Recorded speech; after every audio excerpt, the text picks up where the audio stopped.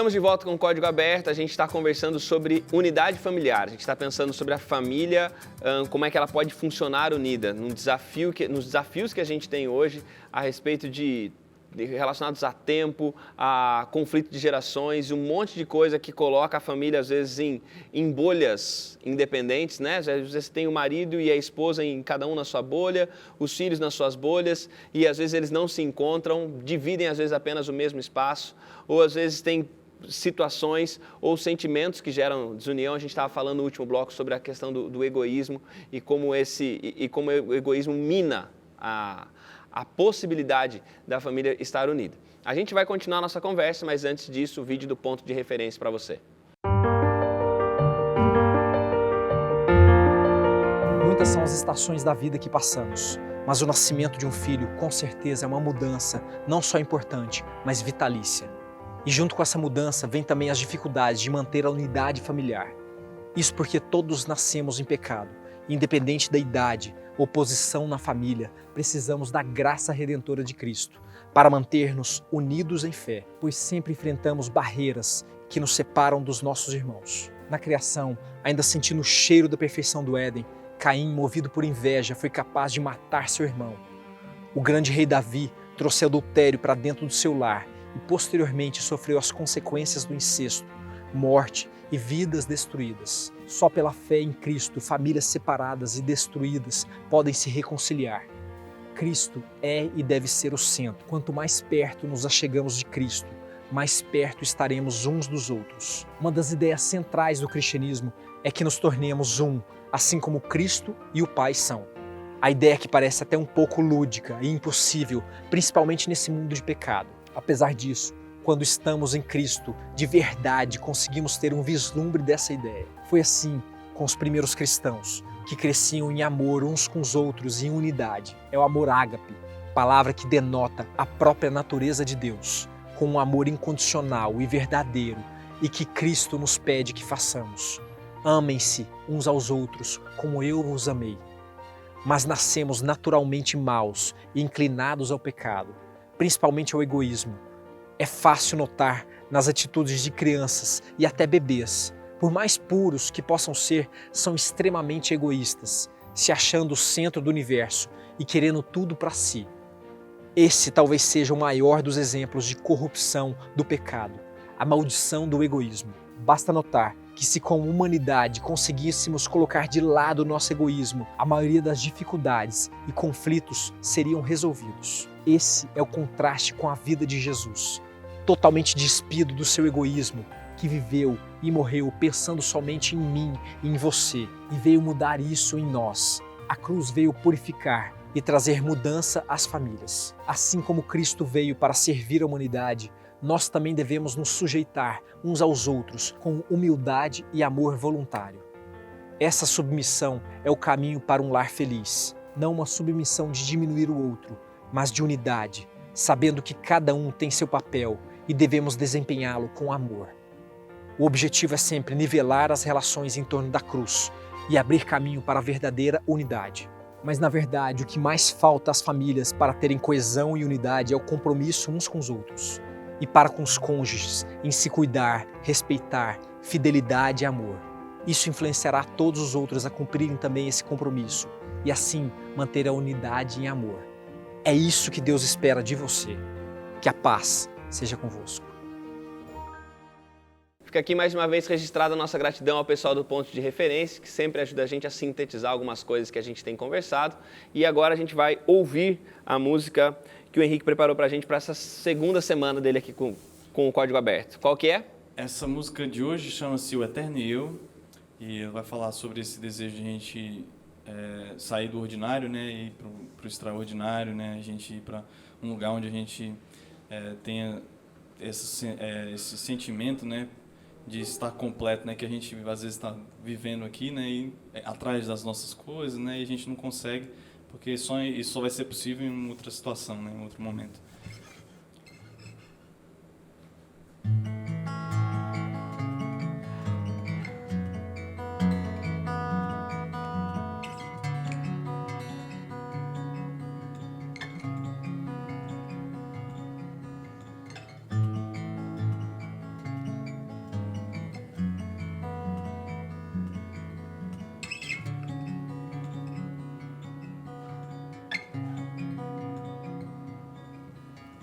Sou capaz de perceber que fui criado para outro viver, que satisfaça o meu desejo e responda aos porquês. Quanto mais eu vivo aqui, muito mais sede tenho em mim. O que eu anseio há de vir, de anos-luz além daqui, e eu aguardo, pois eu sei que o verei, em suas mãos eu tocarei, enfim, criatura e Criador, juntos no tempo e no espaço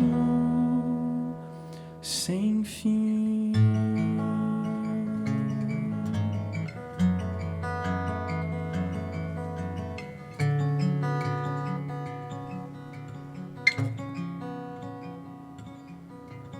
Incapaz de descrever aquele momento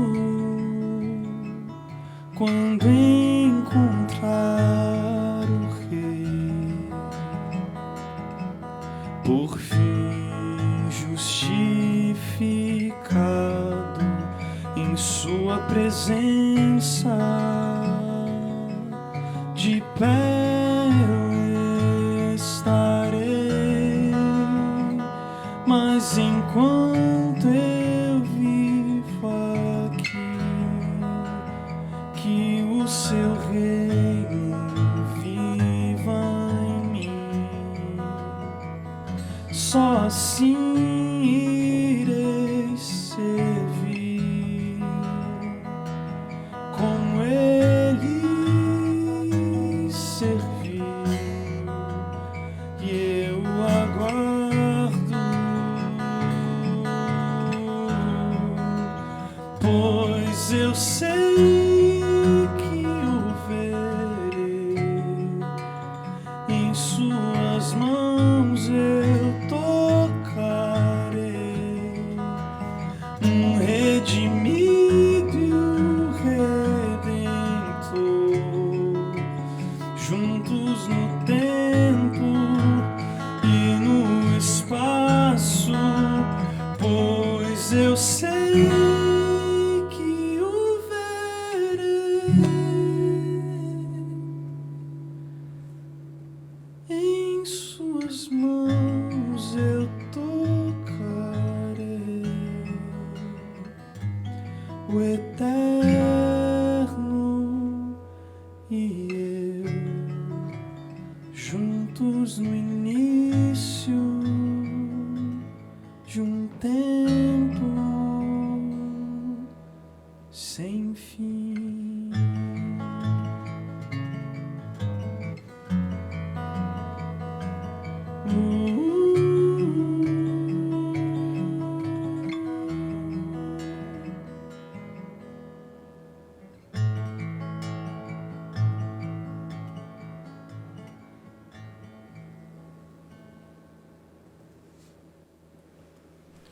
Lindo.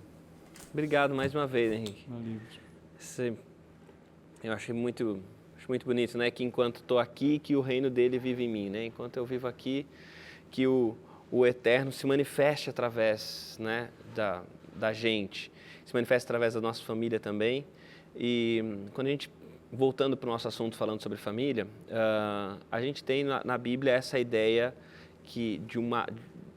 de um princípio, de um valor que deve estar presente nas relações familiares, que é da submissão. Como é que a gente vai entender no mundo onde todo mundo é incentivado a ser independente, a criar cada vez mais autonomia? Como é que eu posso entender que existe um convite para submissão? Tem valor esse convite ainda? Como é que...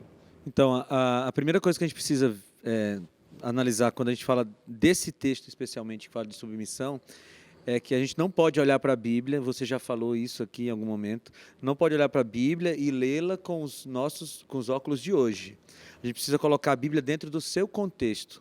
E quando a gente coloca a Bíblia dentro do contexto greco-romano daquela época, quando Paulo escreveu isso aqui em Efésios capítulo 5, então a gente transforma esse texto num dos textos mais revolucionários que a gente pode analisar. Aliás, eu costumo dizer um negócio assim que hoje tem alguns grupos sociais que se acham revolucionários, porque querem valorizar a figura da mulher e tal. Paulo foi revolucionário muito antes desses grupos. E Paulo foi um dos maiores revolucionários sociais da sua época, né? A gente não tem tempo aqui de analisar todo o capítulo 5 de Efésios, que é um capítulo maravilhoso. Mas eu quero destacar aqui alguns pontos rápidos. O capítulo começa dizendo assim: portanto, sejam imitadores de Deus como filhos amados. E aí, Paulo vai explicar como é que a gente imita Deus em vários pontos. E aí ele chega lá no versículo 21, quando ele diz assim: sujeitem-se uns aos outros por temor a Cristo. Então, o texto sobre sujeição não começa com as mulheres. O texto sobre sujeição começa falando que todos devem se sujeitar a todos. Aí depois ele fala da sujeição das mulheres aos maridos, depois ele fala da sujeição dos filhos aos pais, e depois ele trata da questão dos senhores e dos escravos. No contexto em que Paulo escreveu, isso aqui é revolucionário, porque naquele contexto as mulheres eram realmente execradas, os filhos eram tratados como seres humanos menores, os escravos eram tratados como objetos, e Paulo vem dizendo assim: opa, tratem-se uns aos outros na relação de Cristo com vocês. E isso é revolucionário. Nesse contexto, dá para entender tranquilamente a sujeição das mulheres aos maridos e o desafio dos maridos amarem as mulheres como Cristo amou a igreja. Tem essa questão extremamente importante. A questão da sujeição também ela está diretamente relacionada com o quesito humildade, né? E para o pensamento bíblico, você ser humilde é você reconhecer a pessoa que você é. E quando você reconhece a pessoa que você é, e você tem como espelho Cristo, você se reconhece como alguém que é falho, como alguém que comete erros, como alguém que precisa melhorar em muitos pontos, muitos aspectos na vida. Então, quando o texto fala aqui de sujeição, a primeira sujeição é a Cristo, porque aí Cristo mostrando quem eu sou, eu consigo também entender um pouquinho quem o outro é, e aí o meu tratamento para com esse outro vai ser diferente. Não vai ser de imposição, não vai ser de desrespeito, não vai ser de exigências, mas vai ser de ajuda, né? Vai ser de companheirismo, vai ser de compreensão. De entrega, né? Paulo Exatamente. Fala que, como Cristo amou a igreja e se entregou por ela. Outro detalhe, né? As mulheres, naquele contexto social, cultural, elas já eram obrigatoriamente submissas. Então, parece que dá-nos a entender que quando Paulo escreve, ele não está escrevendo diretamente porque ele estava tendo problema com as mulheres. Pode ser que ele estivesse escrevendo primariamente ali falando com os homens. Olha, presta atenção, né? O padrão dessa sujeição é Cristo, né? Isso. E eu aí, onde eu queria defender a questão também do equilíbrio, né? E eu acho que a sujeição, ela não tem a ver com não ter liderança, não ter definidos papéis. A submissão, e aí a gente indo para um outro ponto, onde a gente confunda essas coisas, poxa, aí ninguém precisa tomar decisões. Aí não rola a coragem de decidir, dizer assim, não, precisa ter esse ponto flexível, porém muito bem determinado, né? E aí a questão da gente saber exigir, propor exigências, mas dentro de um rolê da submissão, de um entendimento de que os dois desenvolvem aquela unidade junto, né? Então, eu acho essa compreensão muito importante para a gente equilibrar. É que dentro do conceito paulino, né? Vamos usar assim, um português bem rasgado mesmo, né? Quem manda dentro de uma casa, dentro do conceito bíblico, edênico, Não é nem o homem nem a mulher. Quem manda dentro da casa é Deus. Deus manda nos dois e eles juntos agora vão aprender a conviver com as diferenças uns dos outros e, às vezes, a exercer a sua personalidade, o seu temperamento, a sua liderança dentro de um contexto de família. Tiago, eu posso... Só ouvir a Mari primeiro, Mariana, por exemplo. fala lá. E quanto a isso, né, eu até conversando com o Thiago, ele comentou, naquela época, as mulheres não casavam por querer, casavam obrigadas. Então, A maioria assim, das vezes. mulheres, ok, mas homens, olha como vocês estão tratando ela. Esse texto é contra qualquer tipo de relacionamento abusivo. Abusivo, isso. Seja entre pais e filhos, escravos, senhores, homens e mulheres. Você vai dar um comentário rapidinho? Eu ia ler o texto bíblico que fala sobre os homens aqui, só para acabar com essa história de que Bíblia... Pode é ler machista. rapidinho pra Posso gente. ler? Está aqui em Efésios 5, a partir do versículo 25, diz assim: Maridos, ame cada um a sua mulher como Cristo amou a igreja e se entregou por ela, para santificá-la, tendo-a purificado pelo lavar das águas. Aí eu vou pular aqui para o 28. Da mesma forma, os maridos devem amar cada um sua mulher como seu próprio corpo. Quem ama a sua mulher, ama a si mesmo. Além do mais, ninguém jamais odiou seu próprio corpo. Antes, alimenta e cuida dele, como também Cristo faz com a sua igreja. Então, Eu acho interessante pensar que nesses versos e nessa mensagem, existe uma mensagem muito, muito importante quando a gente fala sobre submissão, que remete a gente à ideia do Éden, de quando Deus coloca a criação toda sobre o governo humano, que é uma submissão, que é uma relação de cuidado primariamente. Não é uma relação, existia submissão e a mulher na época ela era submissa numa relação de exploração. Agora, Deus ressignifica essa submissão, trazendo para isso esse aspecto de cuidado. Quando a gente olha para isso, a gente tem uns desafios enormes quando a gente pensa em família.